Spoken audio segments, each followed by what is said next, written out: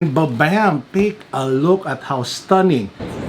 Sige, so kunin ko to pareho, ate. It's kind of pointless to unbox because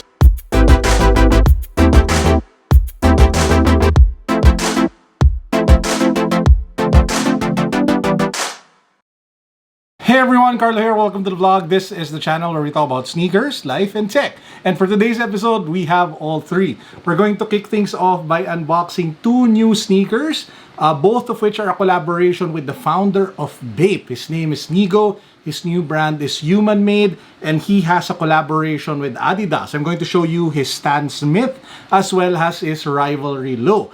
After that, we're going to unbox this bad boy. This is one of the most hyped smartphones today in the 20,000 peso category or price range. This is the OnePlus Nord.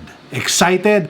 I am. Let's go. Let's start with this shoe. This is the Adidas Human Made Stan Smith. So the Stan Smith is one of the most iconic sneakers to date. In fact, I just unboxed a collaboration between Adidas and Star Wars for the Luke Skywalker Stan Smith. Check that out if you haven't seen it yet. Link can be found down below. So this one, like what I mentioned, is the Stan Smith Human Made.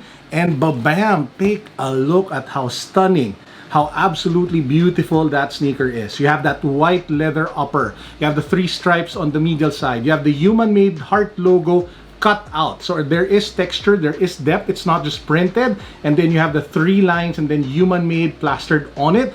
One of the best logos, in my opinion, of a streetwear brand. It's kind of like a more chill version of the heart of Comme des Garçons. If the Comme des Garçons heart is all about I'm rich, I have money, this one is just I'm chill. Okay, so you have the Adidas logo on that fat tongue, and then at the back of the heel it says over here Human Made, while on the other pair it actually says Dry Alls, and then it also has that fat Adidas tongue over there. Now, how is this particular sneaker on feet? Well, style-wise, I love it. I love the color blocking. I absolutely am digging the white, red, and green. I love the Human-Made heart. Very chill. I love the text that's written at the back. I love the fatter tongue. This sneaker for me is really a win. I also love the fact that it's a clean white leather sneaker. Very easy to wear. Jeans, normal shirt, and then this, and then you're good. Comfort-wise though, it is your typical Stan Smith. Not the most comfortable sneaker, but it works. Also, word of caution, bam, it has a very narrow midfoot section. So if you have wide feet like me, there is a tendency for your feet to spill over the base. But I don't mind that. I will make that because I really love the Human Made brand by Nigo, especially his work with Adidas. This is the second sneaker. This is the Human Made Rivalry Low. Now, the color blocking of this one really reminds me of Kanye's collaboration with BAPE. It had that same dark brown cream color, but instead of pink, it had red. I'll put the picture somewhere here so you guys can see it. Anyway, so I love the color blocking of this. The brown, the beige, the cream, the pink. You have the slogan over here which says gear for futuristic teenagers. You have the hearts cut out in between the stripes. Beautiful Human Made logo in the medial side. Personally, I kind of like the fact that they put this inside. If the previous one is a bit louder, this one's a bit more, well, it's not subtle. I mean, come on. It's not every day you have brown, beige, and pink shoes. But yeah, digging the overall style of this shoe as well. You also have a leather tongue. It is padded though, so it will rest comfortably at the top of your foot. Now, how is this particular shoe on feet? Well, just like the Stan Smith. I mean, come on. It's a leather shoe. The midsole is not Boost. It's not some sort of like running sneaker tech. So it's not that bad, but it's not superbly comfortable as well. You wear sneakers like this more for the style than anything else. This one, obviously, a little bit louder and having more pop than the Stan Smith. I love them both though. Really huge fan of the brand Human Made.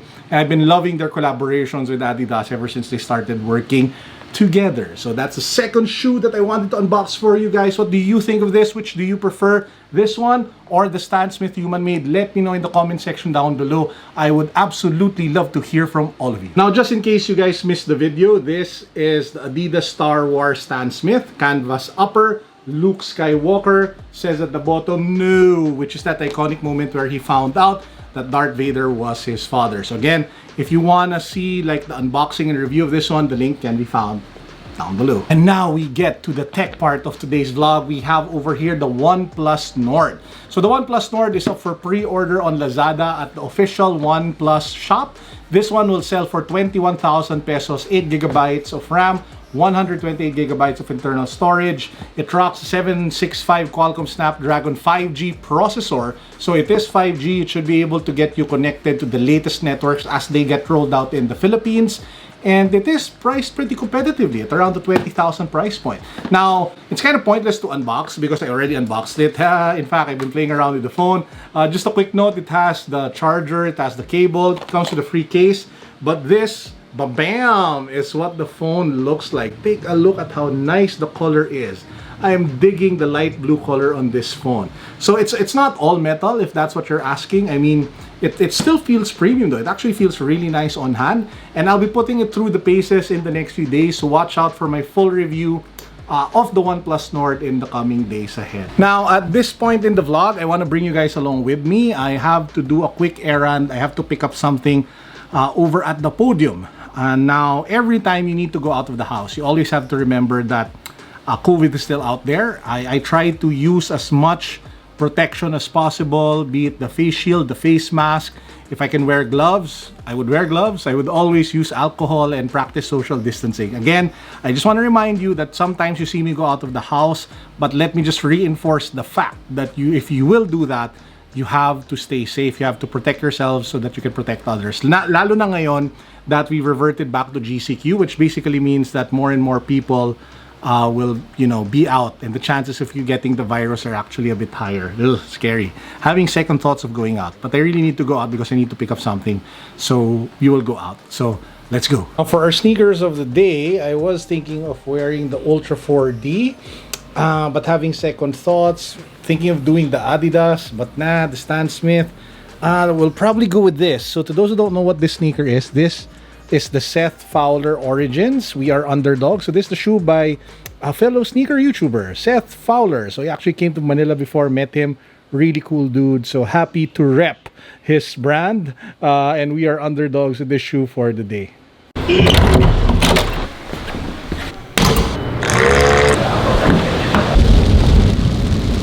So if you guys are wondering, we're headed to Podium to pick up a package. So it's a package that we need for the channel, and since the channel is one of our sources of livelihood, it is essential. So kukunin natin siya, and then I will actually feature that package or that item in another vlog, most likely in tomorrow's vlog. So make sure that you guys keep watching, and kung ano man yung kukunin ko, that will actually be our next raffle item for the YouTube channel. So kung ano man yung kukunin ko dito, actually one of you guys will be lucky enough to actually get it. This is the watch that I'm actually going to get, and we'll raffle it away. It's one of the most hyped and considered one of the best G-Shocks that you can buy today. It's called the Casio Oak kasi mukha siyang Royal Oak na mas mahal na relos. So ganda oh, all black, kasi may yellow, meron din red, may military, so meron doon red-green parang Pasko. So what we'll do is we'll get this all black one, and yan ang ating paparaffle in the next vlog. Guys, ito yung all black, so up close and personal. Ang ganda, looks really nice. Magkano to ate? 6,417 after discount. So 6,400 pesos, not bad. Very clean watch. Now, like what I mentioned, they also have other colors. So ito yung yellow. Ganda. Oh, sobrang panalo.